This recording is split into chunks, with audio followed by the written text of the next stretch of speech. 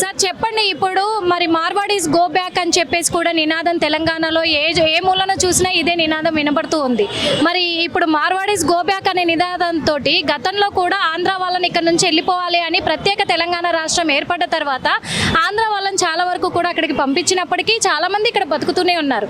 ఈ విషయం పైన ఇప్పుడు మార్వాడి గో బ్యాక్ అనే విషయం పైన మీరు ఏం చెప్పదలుచుకున్నారు?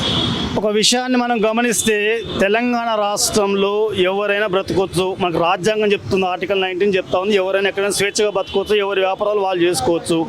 గతంలో ఆంధ్ర వాళ్ళను గో బ్యాక్ అన్నారు, వాళ్ళ మీద ఉద్యమం చేశారంటే దానికి ఒక అర్థం ఉంది. ఎందుకంటే 1953లో తమిళనాడు రాష్ట్రం నుంచి ఆంధ్రప్రదేశ్ రాష్ట్రం డివైడ్ అయినప్పుడు ఈ 56లో తెలంగాణ రాష్ట్రము ఆంధ్ర రాష్ట్రాన్ని కలిపిన క్రమం లోపల కొన్ని ముల్కీ నిబంధనలు తీసుకొచ్చారు.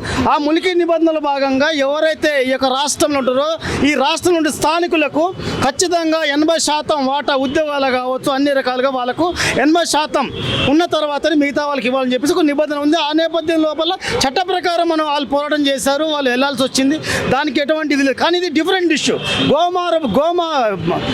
మార్వాడి గో బ్యాక్ మార్వాడి అనే ఉద్యమం కూడా చాలా దుర్మార్గమైనది, కుట్రపూరితమైనది. కంచాలైన ఒక వ్యక్తి కూడా రాహుల్ గాంధీని కలిసి వచ్చిన తర్వాత కూడా దేశవ్యాప్తంగా కూడా ఇక హిందువులను విచ్ఛిన్నం చేయడానికి పెద్ద స్థాయిలో కుట్ర లేపారు.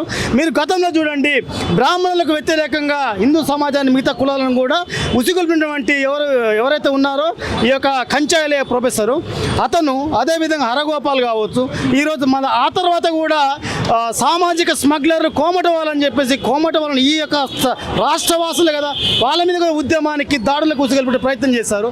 ఈ రోజు మళ్ళీ హిందూ ధర్మానికి అండ నిలబడి రాష్ట్రం లోపల గోశాలకు ఇంత అంత పోషణ చూస్తూ ఆ యొక్క హిందూ ధర్మానికి అండ నిలబడేటువంటి మార్వాడులను హిందూ సమాజం నుంచి విచ్ఛిన్నం చేయడానికి, ఆ యొక్క హిందూ సమాజం నుంచి దళితులను విచ్ఛిన్నం చేయడానికి పెద్ద స్థాయిలో కుట్ర లేపారు.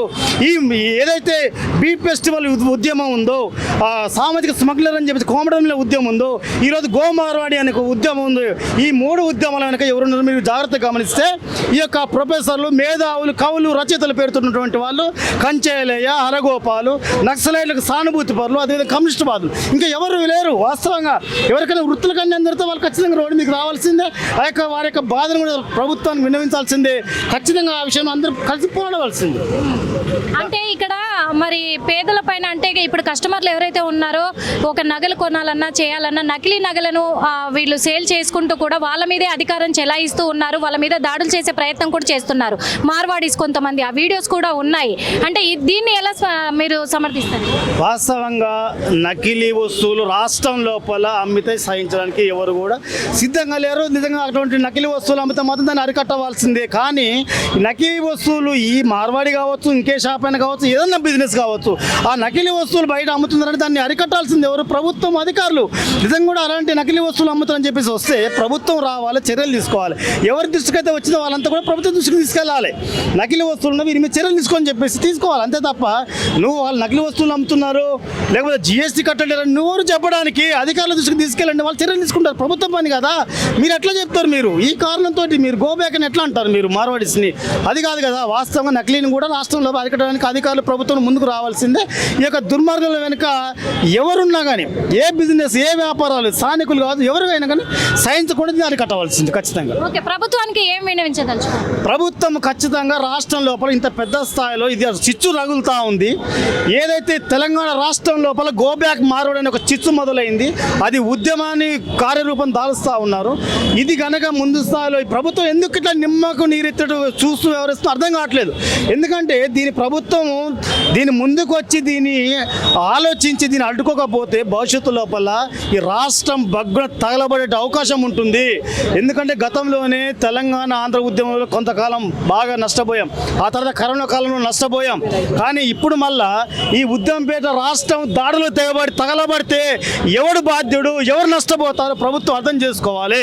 అందుకోసం ముందుకు వచ్చి ఉద్యమం వెనుకున్న కారణాలు ఏంటి, ఎవరికి నిజంగా కూడా న్యాయం జరగాలని ఆలోచించి నిర్ణయం తీసుకోకపోతే మాత్రం ఇది ఈ గత ఎందుకంటే ఈ రోజు ర్యాలీలు ఇంకో దారికి వస్తుంది. రేపు మార్వాడి షాపుల మీద ఇంకో షాపు మీద దాడులు దిగబడ్డారు అనుకోండి, రాష్ట్రం ఏమైపోతుంది, అల్లకల్లోలం అయిపోతుంది.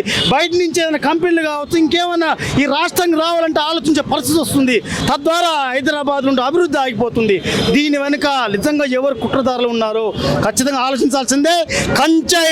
కంచాయిలే లాంటి సంఘ విద్రోహ శక్తులకు నిజంగా కూడా బుద్ధి థ్యాంక్ యూ సో మచ్ అండి. హిట్ టీవీ యాప్ ఇందులో short news, live news, entertainment shows, movies, digital magazines తో పాటు మీ జిల్లా వార్తలను కూడా ఫ్రీగా చూడొచ్చు. ఇంకెందుకు ఆలస్యం, వెంటనే హిట్ టీవీ యాప్ ని డౌన్లోడ్ చేసుకుని ఫ్రీగా ఎంటర్టైన్మెంట్ పొందండి. Hit TV app. Hit TV app. Please download hit TV app. Hit TV యాప్ని ఫ్రీగా డౌన్లోడ్ చేసుకొని ఎంజాయ్ చేయండి. మీకు నచ్చిన ఎంటర్టైన్మెంట్ కోసం హిట్ టీవీ యాప్ ని ఫ్రీగా డౌన్లోడ్ చేసుకుని ఎంజాయ్ చేయండి. హిట్ టీవీ యాప్ ని డౌన్లోడ్ చేసుకుని ఆస్వాదించండి, ఆశీర్వదించండి. ఇంతమంది సెలబ్రిటీలు హిట్ టీవీ యాప్ ని డౌన్లోడ్ చేసుకోండి అని చెప్తున్నారంటే ఎంత మంచి యాప్ ఆలోచించండి. అమెరికా అమెరికా అమెరికా అమెరికాలో చదవాలనుకునే వాళ్ళకి విశ్వసనీయమైన పేరు మన శౌర్య కన్సల్టెన్సీ.